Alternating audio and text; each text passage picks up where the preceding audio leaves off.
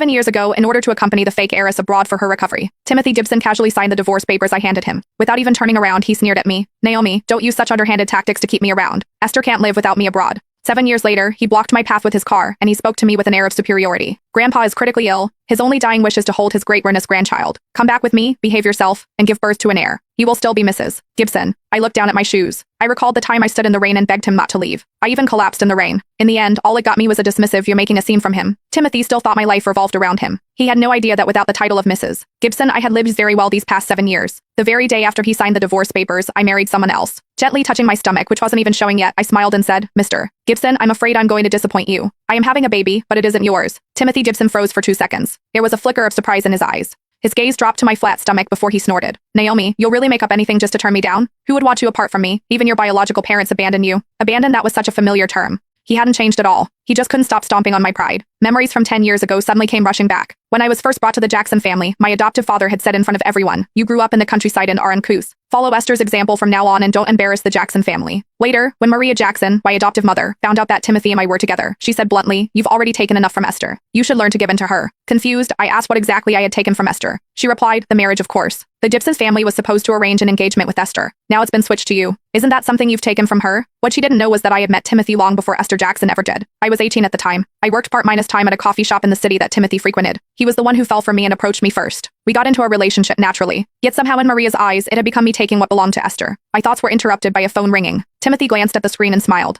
He deliberately put the call on speakerphone. Maria's voice came through the phone. She sounded somewhat demanding. "Timothy, have you found that ungrateful girl yet? Bring her back immediately. Esther just returned to the country. She wants that specialty cake from the bakery back in our old hometown. Pick one up on your way back." Timothy answered with a simple "okay." After hanging up, he turned to face me. "You heard her, didn't you? Go back, apologize, and give birth to a Gibson heir. You'll still be Mrs. Gibson, and you'll still be the rightful heiress of the Jackson family." He made those two things sound like something I should be immensely grateful for. I looked at him and suddenly found the whole thing amusing. "Mr. Gibson, I'm married. I married someone else the day after our divorce 7 years ago." I reached into my purse, pulled out an ultrasound report, and tossed it through his open car window. "For the past 7 years, I've had nothing to do with the Jackson family. I have no obligation to give you an heir. Don't come looking for me again." After saying that, I turned around and walked away. There was silence behind me for a few seconds. Then came the sound of a car door opening. "Naomi." I could hear Timothy running after me. He sounded a little irritated. I didn't look back. Instead, I quickened my pace and turned into a nearby alley. His footsteps faded behind me. I knew his temper well. He had always been too proud to chase someone down the street. A few seconds later, his phone rang again. Esther's weak, delicate voice came through. "Timothy, my chest hurts. Can you come back soon?" Timothy was silent for 2 seconds.